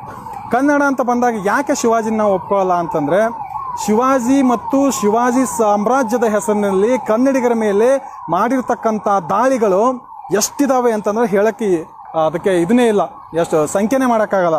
ನಿಮ್ಗೊಂದು ಘಟನೆ ವಿವರಿಸ್ತೀನಿ. ಈ ಘಟನೆ ಬಂದುಬಿಟ್ಟು ಯಾವ ಬುಕ್ಕಲ್ಲಿ ಉಲ್ಲೇಖ ಆಗಿದೆ ಅಂತಂದರೆ, ಬೆಳಗಾವಿಯಲ್ಲಿ ವಿಶ್ವ ಸಾಹಿತ್ಯ ಸಮ್ಮೇಳನದಲ್ಲಿ ಪ್ರಕಟೀಕೃತಗೊಂಡಿರ್ತಕ್ಕಂಥ ಬೆಳಗಾವಿ ಕನ್ನಡಿಗ ಎಂಬ ಬುಕ್ದಲ್ಲಿ ಇದು ಪ್ರಕಟಿತ ಆಗಿದೆ. ನಾನೇನು ಹೇಳ್ತಾ ಇಲ್ಲ, ನಾನೇ ಹುಟ್ಟಿಸ್ಕೊಂಡು. ಆಗಿನ ಕಾಲದಲ್ಲಿ ಅಂದರೆ 1970 ಮತ್ತು 80ರ ದಶಕಗಳಲ್ಲಿ ಹಿಂದವಿ ಸಾಮ್ರಾಜ್ಯ ಮರಾಠಿಗರು ನಾವೊಂದು ಹೆಮ್ಮೆಯಿಂದ ಬೊಬ್ಬಿರಿದು ಕನ್ನಡಿಗರ ಮೇಲೆ ಮಾಡಿರತಕ್ಕಂಥ ಒಂದು ಮಾರಣಾಂತಿಕ ಗಾಯಗಳೇನಿದ್ದಾವೆ ಅದು ಇವತ್ತು ಈ ಪ್ರಾದೇಶಿಕ ದಿವಸ ನಾವು ಎಲ್ಲರೂ ತಿಳ್ಕೊಳ್ಬೇಕಾದಂಥ ಒಂದು ವಿಚಾರ ಇದೆ. ಏನಾಗತ್ತೆಪ್ಪ ಅಂತಂದರೆ, ಆಗಿನ ಕಾಲದಲ್ಲಿ ಬೆಳಗಾವಿಯಲ್ಲಿ ಕನ್ನಡ ಮಾತಾಡಿದರೆ ಕನ್ನಡಿಗರ ಮನೆ ಮೇಲೆ ಕಲ್ಲು ಬೀಳ್ತವೆ ಒಂದು ಸನ್ನಿವೇಶವಿತ್ತು. ಅಷ್ಟೊಂದು ಕನ್ನಡದ ನಾಡದಲ್ಲೇ ಕನ್ನಡಿಗರು ಪರಿಕೀಯರಾಗಿ ಆ ದೌರ್ಜನ್ಯಕ್ಕೊಳಗಾಗ್ತಾ ಇದ್ರು. ಅಂಥ ಕಾಲದಲ್ಲಿ ಸುಮಾರು ಆಗಿನ ಕಾಲದಲ್ಲಿ DS ಕರ್ಕಿ ಅವರಾಗಿರ್ಬೋದು, ಬೇರೆ ಅಲ್ಲಿರ್ತಕ್ಕಂಥ ನಾಯಕರುಗಳೆಲ್ಲ ಸೇರ್ಕೊಂಡ್ಬಿಟ್ಟು ಕನ್ನಡವನ್ನು ಜಾಗೃತಗೊಳಿಸ್ತಾರೆ. ಬೆಳಗಾವಿಯಲ್ಲಿ ಸಂಘಟನೆಗಳನ್ನು ಹುಟ್ಟಾಕ್ತಾರೆ. ಆಮೇಲೆ ಬೈಲ್ಹೊಂಗಲ ಇನ್ನಿರ್ತಕ್ಕಂಥ ಬೇರೆ ಇರ್ತಕ್ಕಂಥ ಕನ್ನಡಿಗರು ಬೆಳಗಾವಿಯಲ್ಲಿ ಒಕ್ಕಟ್ಟಾಗ್ತಾರೆ. ಮರಾಠಿಗರು ಕನ್ನಡಿಗರ ಮೇಲೆ ಮಾಡಿರ್ತಕ್ಕಂಥ ದೌರ್ಜನ್ಯಗಳಿಗೆ ಅವರು ದೌರ್ಜನ್ಯ ಮಾಡೋಕ್ಕೆ ಹೋಗಲ್ಲ, ಅದನ್ನು ತಡೆ ಹಾಕ್ತಾರೆ. ಇದು ಕರ್ನಾಟಕನೆಲ್ಲ ಕನ್ನಡ ಮಾತಾಡಬೇಕಂತ ಕನ್ನಡ ಧ್ವಜಗಳನ್ನು ಹಾರಿಸ್ತಾರೆ ಆಗಿನ ಕಾಲದಲ್ಲಿ. ಆ ಧ್ವಜಗಳು ಹಾರಿಸಿದ್ದಕ್ಕೆ ಸುಮಾರು ಕನ್ನಡಿಗರ ಯಾವ ರೀತಿ ಒಂದು ಇರುತ್ತೆ ಪರಿಸ್ಥಿತಿ ಬೆಳಗಾವಿಯಲ್ಲಿ, ಕನ್ನಡಿಗರು ಒಂದು ಮದುವೆ ಮಾಡ್ಬೇಕಂದ್ರೂ ಆ ಮದುವೆ ಮನೆಯಲ್ಲಿ ಕನ್ನಡ ಹಾಡಾಕಂಗಿಲ್ಲ. ಒಂದು ವೇಳೆ ಕನ್ನಡ ಹಾಡು ಹಾಕಿದರೆ ಆ ಮದುವೆ ಮೇಲೆ ಕಲ್ಲು ಬೀಳ್ತಾ ಇರ್ತವೆ. ಇಷ್ಟೊಂದು ಒಂದು ಹೀನಾಯ ಸ್ಥಿತಿ ಬೆಳಗಾವಿಯಲ್ಲಿ ತಲುಪಿಟ್ಟಿರುತ್ತೆ. ಅದನ್ನು ಮತ್ತೆ ಕೆಚ್ಚದೆಯಿಂದ ಕನ್ನಡಿಗರು ಎಲ್ಲ ಕಟ್ಟಿದ್ದು ಒಂದು ದೊಡ್ಡ ಇತಿಹಾಸ. ಅದು ನಾನು ಏನು ಇಲ್ಲಿ ಹೇಳಕ್ಕೆ ಹೊರಟಿದ್ದೀನಿ ಅಂದರೆ, ಆ 80-70ರ ದಶಕದಲ್ಲಿ ಆ ಪ್ರತಿಗಾಮಿ ಕನ್ನಡಿಗರ ಮೇಲೆ ಆಗ್ತಕ್ಕಂಥ ದಾಳಿಗಳನ್ನು ಕನ್ನಡಿಗರು ಪ್ರತಿರೋಧಿಸಿದ ಫಲವಾಗಿ ಮಹಾರಾಷ್ಟ್ರದಲ್ಲಿ ಇರ್ತಕ್ಕಂಥ ಕನ್ನಡಿಗರ ಮೇಲೆ ದಾಳಿ ಆಗುತ್ತೆ. ಈ ಮಿರಜ್, ಸಾಂಗ್ಲಿ, ಜತ್ತ, ಅಕ್ಕಲ್ಕೋಟವನ್ನೆಲ್ಲ ಸುಮಾರು 1500-1600 ವರ್ಷಗಳ ಕಾಲ ಕನ್ನಡಿಗರೇ ಆಳಿದ್ದಾರೆ. ಕನ್ನಡಿಗರ ಪ್ರದೇಶವೂ ಕೂಡ ಈಗಲೂ ಕೂಡ ಜತ್ತದ ಸುಮಾರು ಹಳ್ಳಿಗಳು ನಾವು ಕರ್ನಾಟಕ ಸೇರ್ತೀವಿ ಅಂತೇಳಿ ಇಂದಿಗೂ ಉಪವಾಸ ಕೂಡ್ಕೊಳ್ಳುವಂಥ ಸನ್ನಿವೇಶಗಳನ್ನ ನಾವು ಅಲ್ಲಿ ಕಾಣ್ತೀವಿ. ಅಲ್ಲಿ ಏನಾಗುತ್ತೆಪ್ಪ ಅಂದರೆ 70-80ರ ದಶಕದಲ್ಲಿ ಆ ಮರಾಠಿಗರು ಏನು ಮಾಡ್ತಾರೆ, ಅಲ್ಲಿರ್ತಕ್ಕಂಥ, ನಾನು ಹೇಳ್ತಾ ಇಲ್ಲ, ಇದು ಬುಕ್ಕಲ್ಲಿ ಉಲ್ಲೇಖ ಆಗಿದೆ. ಸಾಹಿತ್ಯ ಸಮ್ಮೇಳನದಲ್ಲಿ ಪ್ರಕಟಿತ ಆಗಿರ್ತಕ್ಕಂಥ ಬೆಳಗಾವಿ ಕನ್ನಡಿಗ ಎಂಬ ಬುಕ್ಕಲ್ಲಿ ಪ್ರಕಟಿತ ಆಗಿದೆ. ನಾನು ಇದನ್ನು ಫೇಸ್ಬುಕ್ಕಲ್ಲಿನೂ ಹಾಕೊಂಡಿದ್ದೀನಿ ಸ್ಕ್ರೀನ್ಶಾಟ್ ಮೂಲಕ. ಏನಾಗುತ್ತೆಪ್ಪ ಅಂತಂದರೆ, ಆ ಬೆಳಗಾವಿ ನಮ್ಗೆ ಸೇರಿಸಿ ಅವಾಗೇನು ಸೀಮಾ ಲಡಾಯಿ ಅಂತೇಳಿ ಈ ಪವಾರು ಮತ್ತು ಈಗ ನೀವೆಲ್ಲ ಕೇಳ್ತಾ ಇರ್ತೀರಲ್ಲ, ಈ ಶಿವಸೇನೆ ಮತ್ತು ಪವಾರ್ ಇವರೆಲ್ಲ ಕನ್ನಡಿಗರ ಮೇಲೆ ದಾಳಿ ಮಾಡ್ತಾರೆ. ಕನ್ನಡರ ಆಸ್ತಿ ಪಾಸ್ತಿಗಳು, ಮಂಗಳೂರಿನವರು ಅಲ್ಲಿ ಹೋಗಿ ಹೋಟೆಲ್ಗಳನ್ನ ಹಾಕೊಂಡಿರ್ತಾರೆ, ಆ ಹೋಟೆಲ್ಗಳ ಮೇಲೆ ಸುಮಾರು ದಾಳಿ ಮಾಡ್ತಾರೆ. ಅವರೆಲ್ಲ ಓಡಿ ಬರ್ತಾರೆ ಆ ಕಾಲದಲ್ಲಿ. ಇನ್ನೊಂದು ಅತ್ಯಂತ ನೀಚ ಕೃತ್ಯ ಆಗುತ್ತೆ. ಸಾಂಗ್ಲಿ, ಮಿರಜು ಆಗಿನ ಕಾಲದಲ್ಲಿ ನೀರಾವರಿ ಪ್ರದೇಶ ಆಗಿರುತ್ತೆ, ಕಬ್ಬುಗಳನ್ನು ನೆಡ್ತಿರ್ತಾರೆ. ಅಲ್ಲಿ ಹೋಗಿ ಕನ್ನಡಿಗರು ಈ ಬಿಜಾಪುರ, ಯಾದಗಿರಿ, ರಾಯಚೂರು, ಗುಲ್ಬರ್ಗ ಬೇರೆ ಪ್ರದೇಶಗಳಿಂದ ಕೂಲಿ ಕಾರ್ಮಿಕರು ಹೋಗಿ ಅಲ್ಲಿ ದುಡಿತಾ ಇರ್ತಾರೆ. ಏನು ಸೀಮಾ ಲಡಾಯಿ ಅತ್ಯಂತ ಒಂದು ದೊಡ್ಡ ಮಟ್ಟಕ್ಕೆ ಹೋಗುತ್ತೆ, ದೊಡ್ಡ ಒಂದು ಕ್ಷೋಭೆಗೆ ಒಳಗಾಗುತ್ತೆ. ಆಗಿನ ಕಾಲದಲ್ಲಿ ಕನ್ನಡಿಗರ ಮೇಲೆ ದಾಳಿ ಮಾಡೋಕ್ಕೆ ಸ್ಟಾರ್ಟ್ ಮಾಡ್ತಾರೆ, ಹೊಡೆಯೋದು ಬಡಿಯೋದು ಎಲ್ಲ ಮಾಡೋಕ್ಕೆ ಸ್ಟಾರ್ಟ್ ಮಾಡ್ತಾರೆ. ಆ ಮಿರಜಲ್ಲಿ ಒಂದು ಬಾರ್ಡ್ರಲ್ಲಿ ಇರ್ತಕ್ಕಂಥ ಕೆಲವೊಂದು ಹಳ್ಳಿಗಳಲ್ಲಿ ಕನ್ನಡಿಗರು ದುಡಿತಾ ಇರ್ತಾರೆ, ಹೆಣ್ಮಕ್ಳು ಇರ್ತಾರೆ ಅಲ್ಲಿ. ಹೆಣ್ಮಕ್ಳನ್ನ ಇದು ಬುಕ್ಕಲ್ಲಿ ಉಲ್ಲೇಖ ಆಗಿದೆ, ಹೆಣ್ಮಕ್ಳನ್ನ ಅವರು ಹೊತ್ಕೊಂಡು ಹೋಗಿ ಬಟ್ಟೆಯನ್ನು ಕಳಿಸ್ತಾರೆ. ಸುಮಾರು ಹೆಣ್ಮಕ್ಳನ್ನ ಬಟ್ಟೆಗಳನ್ನು ಕಳಿಸ್ತಾರೆ. ಕಳಿಸ್ಬಿಟ್ಟು ನೀವು ಕನ್ನಡಿಗರಲ್ಲಿ ಇರಬಾರ್ದು, ಅದು ಕೆಲವೊಬ್ಬರಿಗೆ ರೇಪು ಆಗಿದೆ ಅಂತ ಹೇಳ್ತಾರೆ ಆ ಬುಕ್ಕಲ್ಲಿ. ಬಟ್ ಅದಕ್ಕೆ ಅದರಲ್ಲಿ ಉಲ್ಲೇಖನೂ ಆಗಿದೆ. ಆ ಥರ ಬಟ್ಟೆಯನ್ನು ಕಳಿಸಿ ಒಂದು ಟ್ಯಾಕ್ಟ್ರ್ನಲ್ಲೆಲ್ಲ ತುಂಬ್ತಾರೆ. ಅವ್ರನ್ನ ತುಂಬಿಬಿಟ್ಟು ಮಹಾರಾಷ್ಟ್ರದ ಗಡಿ ದಾಟಿಸಿ ಓಡಿಸ್ತಾರೆ. ಇದನ್ನು ವಿಚಾರ ಮಾಡಿ, ಎಷ್ಟೊಂದು ನೀಚ ಕೃತ್ಯ ಇದು. ಒಂದು ಒಕ್ಕೂಟದಲ್ಲಿ ಇದ್ದೀವಿ. ಇವತ್ತಿಗೂ ಒಂದು ಶಿವಸೇನೆಯ ಬಾಳಾ ಠಾಕ್ರೆ ಮಗ ಉದ್ಧವ್ ಠಾಕ್ರೆ ಇಂದಿಗೂ ಬೆಳಗಾವಿ ಬಗ್ಗೆ ಒಬ್ಬ ಮುಖ್ಯಮಂತ್ರಿಯಾಗಿ ಬೆಳಗಾವಿ ಮಹಾರಾಷ್ಟ್ರಿಗರದು ಅಂತೇಳಿ ಈ ಒಕ್ಕೂಟ ವ್ಯವಸ್ಥೆಯಲ್ಲಿ ಗರ್ಜಿಸ್ತಾನೆ. ಅದೇ 70 ಮತ್ತು 80 ದಶಕದಲ್ಲಿ ಕನ್ನಡಿಗರ ಮೇಲಾಗಿರ್ತಕ್ಕಂಥ ದೌರ್ಜನ್ಯ, ಆ ಒಂದು ಟ್ಯಾಕ್ಟರ್ನಲ್ಲಿ ಬೆತ್ತಲೆ ಆದಂಥ ಕನ್ನಡಿಗರ ಹೆಣ್ಮಕ್ಳು ಆ ಮಹಾರಾಷ್ಟ್ರ ಬಾರ್ಡರ್ ದಾಟಿ ಒಳಗಡೆ ಬಂದಾಗ ಗೋಕಾಕ್ನ ಒಬ್ಬ ಅರಿಬೆ ವ್ಯಾಪಾರಿ ಅವ್ರಿಗೆ ಬಟ್ಟೆಯನ್ನು ಕೊಟ್ಬಿಟ್ಟು ಅವ್ರ ಮಾನ ಮುಚ್ತಾನೆ. ಇದನ್ನೆಲ್ಲ ತಿಳ್ಕೊಬೇಕು. ಯಾಕೆ ಹೇಳ್ತಾ ಇದ್ದೀನಿ ಅಂದರೆ, ಕನ್ನಡಿಗರ ಮೇಲೆ ಆಗಿರ್ತಕ್ಕಂಥ ದೌರ್ಜನ್ಯಗಳು 1-2 ಅಲ್ಲ. ಅದಕ್ಕೆ ನಾವು ಏನಕ್ಕೆ ತಂದಿದ್ದೇವೆ ಅಂದರೆ ಪ್ರಾದೇಶಿಕತೆ. ನಾವು ಯಾರನ್ನೂ ದ್ವೇಷಿಸ್ತಾ ಇಲ್ಲ, ಇದರಲ್ಲಿ ನಾವು ಯಾರನ್ನೂ ದ್ವೇಷಿಸಲ್ಲ. ಇದು ಒಕ್ಕೂಟ ಭಾರತದ ಪ್ರದೇಶದಲ್ಲಿ ನಾವು ಒಬ್ಬ ಪ್ರಜೆಗಳು, ನಮಗೂ ಬದುಕುವಂಥ ಸಮಾನ ಹಕ್ಕಿದೆ, ನಮ್ಮನ್ನು ನಾವು ಕೆರಳಿಸಬೇಡಿ ಅಂತ ನಾವು ಇಲ್ಲಿ ಬೇಡ್ಕೊತಾ ಇದ್ದೀವಿ. ನಾವು ಹೋಗಿ ಯಾವುದೇ ಪ್ರದೇಶದಲ್ಲಿ ದೌರ್ಜನ್ಯ ಮಾಡಿಲ್ಲ. ಮಹಾರಾಷ್ಟ್ರದಲ್ಲಿ ಹೋಗಿ ಮರಾಠಿಗರಾಗಿ, ಕೇರಳದಲ್ಲಿ ಹೋಗಿ ಕೇರಳಿಗನಾಗಿ, ತಮಿಳುನಾಡಲ್ಲಿ ಹೋಗಿ ತಮಿಳನಾಗಿ ಬದುಕ್ತಾ ಇದ್ದೀವಿ. ಆದರೆ ಯಾಕೆ ಇವತ್ತು ಕರ್ನಾಟಕದಲ್ಲೇ ಬಂದು ಕನ್ನಡಿಗರ ಮೇಲೆ ದಾಂಧಲೆ ಮಾಡಿ ಕನ್ನಡಿಗರನ್ನು ತುಳಿಯುವಂಥ ಪ್ರಯತ್ನ ಏನು ಮಾಡ್ತಾ ಇದ್ದೀರಲ್ಲ, ಅದರ ವಿರುದ್ಧವಾಗಿ ನಮ್ಮ ಹೋರಾಟ, ಅದರ ವಿರುದ್ಧವಾಗಿ ನಮ್ಮ ಪ್ರಾದೇಶಿಕ ಜಾಗೃತಿ, ಅದರ ವಿರುದ್ಧವಾಗಿ ನಮ್ಮ ಇತಿಹಾಸ ನಾಯಕರ ಪುನರ್ಘಟಿಸುವಂಥ ಒಂದು ಕಾರ್ಯ ನಮ್ಮ ಮೂಲಕ ಆಗಬೇಕಾಗಿದೆ. ಯಾಕಂದರೆ ಅಷ್ಟೊಂದು ದೌರ್ಜನ್ಯಕ್ಕೆ ಇವತ್ತು ಕನ್ನಡಿಗರು ತುಳಿತಕ್ಕೊಳಗಾಗ್ತಾ ಇದ್ದೇವೆ. ಒಂದು ಉದ್ಯೋಗ ಆಗಿರ್ಬೋದು, ಒಂದು ರಾಜಕೀಯವಾಗಿ ಆಗಿರ್ಬೋದು, ಒಂದು ಕೇಂದ್ರದಿಂದ ಬರ್ತಕ್ಕಂಥ ಅನುದಾನವಾಗಿರ್ಬೋದು, ಅಥವಾ ಕೇಂದ್ರದಲ್ಲಿರ್ತಕ್ಕಂಥ ಜಾಬ್ಗಳಾಗಿರ್ಬೋದು, ನಮ್ಮ ಮೇಲೆ ಆಗ್ತಕ್ಕಿರ್ತಕ್ಕಂಥ ಹಿಂದಿ ಹೇರಿಕೆ ಆಗಿರ್ಬೋದು, ಹೀಗೆ ಹಲವು 10 ಸಮಸ್ಯೆಗಳು ಇವತ್ತು ಕನ್ನಡಿಗರನ್ನು ತುಳಿತಾ ಇದೆ. ನಿಮ್ಮ ಈ ಕನ್ನಡಿಗರನ್ನು ಏನಾದರೂ ನೀವು ಗುಲಾಮರನ್ನಾಗಿ ಮಾಡ್ಕೊಳ್ಳುವಂಥ ನಿಮ್ಮ ಸಂಚಿ ಏನಾದರೂ ಇದೆ ಅಂದರೆ ದೂರ ತಳ್ಳಿಬಿಡಿ ಅದನ್ನು. ಯಾಕಂದರೆ ಯಾವತ್ತು ಕಂಚಿಯ ಪಲ್ಲವರು ಕರ್ನಾಟಕವನ್ನು ತುಳಿಲಿಕ್ಕೆ ನೋಡಿದ್ರು, ಅವತ್ತು ಒಬ್ಬ ಮಯೂರ ವರ್ಮ ಹುಡ್ದ. ಯಾವತ್ತು ಒಬ್ಬ ಬೇರೆ ಉತ್ತರದಿಂದ ಲಾಟ ಮಾಡುವ ಗುರ್ಜರು ಕರ್ನಾಟಕ ಮೇಲೆ ದಾಳಿ ಮಾಡ್ತಿರುವಾಗ ಒಂದು ಚಾಲುಕ್ಯ ಸಾಮ್ರಾಜ್ಯ ಹುಟ್ಕೊಂತು. ತದನಂತರ ರಾಷ್ಟ್ರಕೂಟ ಸಾಮ್ರಾಜ್ಯ ಹುಟ್ಕೊಂತು. ಚೋಳರ ಒಂದು ದೌರ್ಜನ್ಯ ತಡೆಯಲಿಕ್ಕೆ ಹೊಯ್ಸಳ ಸಾಮ್ರಾಜ್ಯ ಉದಯವಾಯಿತು. ಮುಸ್ಲಿಮರ ದಾಳಿಯನ್ನು ತಡೆಯಲಿಕ್ಕೆ ಒಬ್ಬ ಗಂಡುಗಲಿ ಕುಮಾರ ಬಂದ, ದೊಡ್ಡ ಒಂದು ವಿಜಯನಗರ ಸಾಮ್ರಾಜ್ಯ ಹುಟ್ಕೊಂತು. ಹಾಗೆ ಇತಿಹಾಸದುದ್ದಕ್ಕೂ ಕನ್ನಡಿಗರ ಮೇಲೆ ಆಗ್ತಕ್ಕಂಥ ದೌರ್ಜನ್ಯ ನಮಗೂ ಬದುಕುವಂಥ ಒಂದು ಸಮಾನ ಹಕ್ಕಿದೆ ಅನ್ನೋದನ್ನು ತೋರಿಸಬೇಕು ಅನ್ನೋದು ನಾವೆಲ್ಲ ಕನ್ನಡಿಗರು ಒಗ್ಗಟ್ಟಾಗಿ ತೋರಿಸಬೇಕಾಗಿದೆ ಇವತ್ತು. ಈ ಮೂಲಕ ಏನಕ್ಕೆ ನಾವು ಪ್ರಾದೇಶಿಕತೆಯನ್ನು ಹಿಡ್ಕೊಂಡಿದ್ದೀವಿ ಅಂತಂದರೆ, ಕನ್ನಡಿಗರಿಗೂ ಈ ನೆಲದಲ್ಲಿ ಬದುಕುವಂಥ ಸಮಾನ ಹಕ್ಕಿದೆ. ಕರ್ನಾಟಕದಲ್ಲಿ ಕನ್ನಡಿಗರನ್ನೇ ಸಾರ್ವಭೌಮ. ಬೇರೆ ರಾಜ್ಯದಿಂದ ಯಾರೇ ಬರಲಿ ಕರ್ನಾಟಕಕ್ಕೆ ಕನ್ನಡಿಗರಾಗೆ ಬದುಕಿ ಇಲ್ಲಿ ನಾವು ನಿಮಗೆ ಆ ಥರ ಕನ್ನಡಿಗರಾಗೆ ಬದುಕ್ತೀನಂದರೆ ನಿಮಗೂ ಸಮಾನವಾದ ನಾವು ಸ್ಥಾನಮಾನ ಕೊಡ್ತೀವಿ. ನಾವು ಬೇರೆಯವ್ರ ಮೇಲೆ ದೌರ್ಜನ್ಯ ಮಾಡುವಂಥ ಮನಸ್ಥಿತಿಯವರಲ್ಲ. ಹೀಗಾಗಿ ಕನ್ನಡ ಮತ್ತು ಕರ್ನಾಟಕವನ್ನು ಕೀಳಾಗಿ ಕಾಣುವ ಭಾವನೆ ಹಿಂದಿನಿಂದನೇ ಬಿಡಿ. ಯಾಕಂದರೆ ಪ್ರಾದೇಶಿಕತೆ ಜಾಗೃತ ಆಗ್ತಾ ಇದೆ ಅಂತಂದರೆ ಮತ್ತೊಂದು ಕದಂಬ ಚಾಲುಕ್ಯ ಸಾಮ್ರಾಜ್ಯ ಉದಯಕ್ಕೆ ಬುನಾದಿಯನ್ನು ಹಾಕ್ತಾ ಇದ್ದಾರೆ ಅಂತ ವಿಚಾರ ಮಾಡಬೇಕಾಗತ್ತೆ ಇವತ್ತಿನ ದಿವಸ ವಿರೋಧಿಗಳು. ಹೀಗಾಗಿ ಇವತ್ತು ನಮ್ಮ ಹಲ್ಮಡಿ ಕೂಟದ ಜ್ಞಾನ ಆಗಿರ್ಬೋದು, ಪವನ್ ಕನ್ನಡಿಗ ಆಗಿರ್ಬೋದು, ಮತ್ತು ನಂದಿ ಹೂವಿನೊಳೆ ಮತ್ತು ವಿಜಯೇಂದ್ರ ಅವರಾಗಿರ್ಬೋದು, ನಮ್ಮ ಗೆಳೆಯ ಅವರು ಎಲ್ಲರೂ ಸೇರ್ಕೊಂಡು ಇದೇನು ಒಂದು ಅಭೂತಪೂರ್ವ ಒಂದು ಕಾರ್ಯಕ್ರಮ ಇದೆಯಲ್ಲ, ಈ ಕಾರ್ಯಕ್ರಮ ತುಂಬ ಇನ್ನೂ ಈ ಮೂಲಕ ಇದನ್ನು ನಾವು ಇಲ್ಲಿಗೆ ಬಿಡಬಾರ್ದು, ಇದನ್ನು ಮುಂದಕ್ಕೂ ತೊಗೊಂಡು ಹೋಗಬೇಕು. ನಮ್ಮ ಏನು ಈ ಒಂದು ಪಾರ್ಕಲ್ಲಿ ರಣಧೀರ ಕಂಠೀರವ ಪಾರ್ಕಲ್ಲಿ ಏನು ಇಲ್ಲಿ ಕರ್ನಾಟಕದ ಸಾಮ್ರಾಜ್ಯದ ಹೆಗ್ಗುರುತುಗಳೇನಿದ್ದಾವೆ, ಈ ಹೆಗ್ಗುರುತ ಮೂಲಕ ಈ ಕಾರ್ಯಕ್ರಮ ಹಾಗೆ ಮುಂದೆ ಹೋಗಬೇಕು.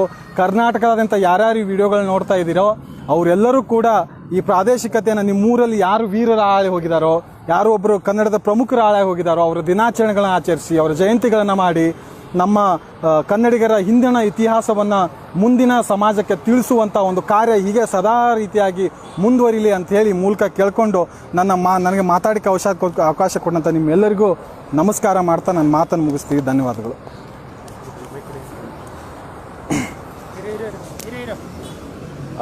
ಹಾಗೆ ಶಿವಣ್ಣನ ಗುಂಡಣ್ಣನವರು ಇಷ್ಟೊತ್ತವರೆಗೂ ವಿಚಾರನ ಹಂಚಿಕೊಂಡ್ರು. ಮುಖ್ಯವಾಗಿ ನಾವು ಇಲ್ಲಿ ಪ್ರಸ್ತಾಪ ಮಾಡಲಿಕ್ಕೆ ಇಡೀ ಇವತ್ತಿನ ಈ ಕಾರ್ಯಕ್ರಮದ 4 ಜನ ಮಾಡ್ಬೋದು, 400 ಜನ ಮಾಡ್ಬೋದು, 4 ಲಕ್ಷ ಜನ ಮಾಡ್ಬೋದು. ಆದರೆ ನಮ್ಮ ಪ್ರಮುಖ ಉದ್ದೇಶ ಒಂದು ಕರ್ನಾಟಕ ಅಂತ ನೆಲೆಗಟ್ಟಿನಲ್ಲಿ, ನಾವು ಕನ್ನಡದ ನೆಲೆಗಟ್ಟಿನಲ್ಲಿ ಇಡೀ ಭಾರತ ಏನಿದೆ ಇವತ್ತು ಅದು ಕರ್ನಾಟಕದಿಂದ ಭಾರತವೇ ಹೊರತಾಗಿ ಭಾರತದಿಂದ ಕರ್ನಾಟಕವಲ್ಲ.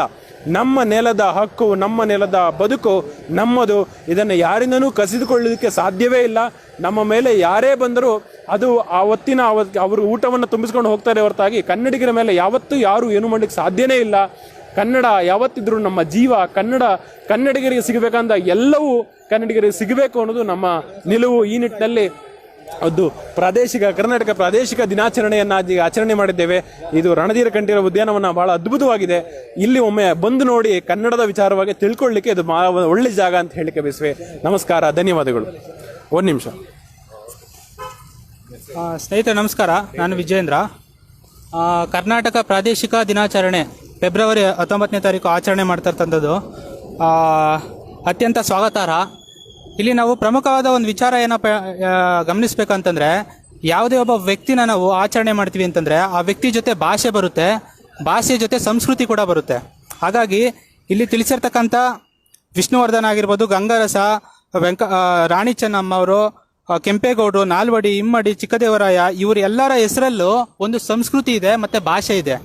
ಇದನ್ನ ಬಿಟ್ಟು ಬೇರೆ ರಾಜ್ಯದ ಯಾರೋ ಬೇರೆಯವರನ್ನ ನಾವು ಅವರ ಒಂದು ಹೆಸರುಗಳನ್ನ ನಾವಿಲ್ಲಿ ತಗೊಂಡು ಅವರ ಆಚರಣೆಗಳನ್ನ ಮಾಡ್ತಾ ಇದೀವಿ ಅಂತಂದ್ರೆ ನಮ್ಮ ಸಂಸ್ಕೃತಿ ಮತ್ತೆ ಭಾಷೆ ಅವೆರಡಕ್ಕೂ ಧಕ್ಕೆ ಆಗುತ್ತೆ ಅಂತ ನಾನು ಅಭಿಪ್ರಾಯ ಪಡ್ತಾ ಇದ್ದೇನೆ ಈಗ.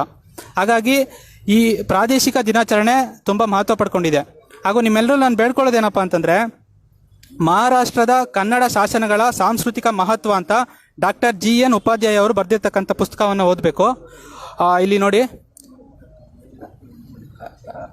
ಸೊ ಇದರಲ್ಲಿ ನೀವು ಇದನ್ನ ಈ ಪುಸ್ತಕ ಗಮನಿಸ್ತು ಅಂತಂದ್ರೆ, ಕನ್ನಡ ಸಾಮ್ರಾಜ್ಯ ಎಲ್ಲಿ ತನಕ ಇತ್ತು, ಕನ್ನಡ ಸಾಮ್ರಾಜ್ಯ ಹೇಗೆ ತಮ್ಮ ಸಂಸ್ಕೃತಿನ ಮತ್ತೆ ಭಾಷೆನ ಹಾಳು ಮಾಡ್ಕೊಂತ ಇವಾಗಿರ್ತಕ್ಕಂಥ ಕರ್ನಾಟಕ ಆಗಿದೆ ಅಂತ ನಿಮ್ಗೆ ಅರಿವಾಗುತ್ತೆ. ಹಾಗಾಗಿ ಇಲ್ಲಿ ಅಟ್ಲೀಸ್ಟ್ ಇವಾಗಿರ್ತಕ್ಕಂಥ ಕರ್ನಾಟಕವನ್ನು ನಾವು ಉಳಿಸ್ಕೋಬೇಕು ಅಂತಂದ್ರೆ ನಾವು ಮುಂದಿನ ದಿನಗಳಲ್ಲಿ ಪ್ರಾದೇಶಿಕ ಬದ್ಧತೆಯನ್ನು ಇಟ್ಕೊಬೇಕು.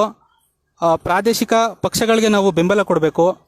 ಹೊಸದಾಗಿರ್ತಕ್ಕಂಥ ಪಕ್ಷಗಳು ಯಾವ್ಯಾವ ಬರ್ತಾ ಇದಾವೆ ಅವಕ್ಕೂ ಬೆಂಬಲ ಕೊಡೋಣ. ಹಳೆ ಪ್ರಾದೇಶಿಕ ಪಕ್ಷಗಳು ಸರಿಯಾಗಿ ಮಾಡ್ತಿಲ್ಲ ಅಂದ್ರೆ ಅದನ್ನ ರಿಜೆಕ್ಟ್ ಕೂಡ ಮಾಡಬೇಕಾಗುತ್ತೆ. ಸೊ ಇದನ್ನ ನಾವು ಗಮನದಲ್ಲಿ ಇಟ್ಕೊಂಡು ನಮ್ಮ ಕನ್ನಡ ಭಾಷೆ ನಮ್ಮ ಸಂವಿಧಾನ ಸ್ಥಾನಮಾನ ಸಿಗಬೇಕು.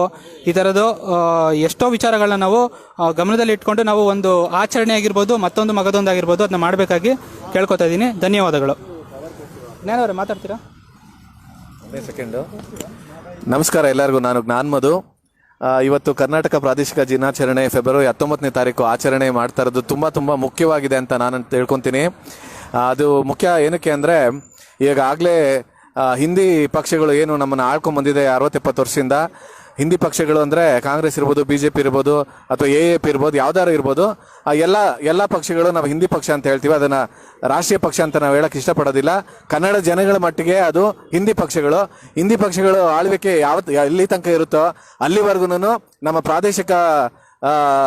ಪ್ರಾದೇಶಿಕತೆ ಏನಿದೆ ಅನ್ನೋದು ಅದು ನಿಧಾನವಾಗಿ ಅಳಿಸೋಗ್ಬಿಡುತ್ತೆ.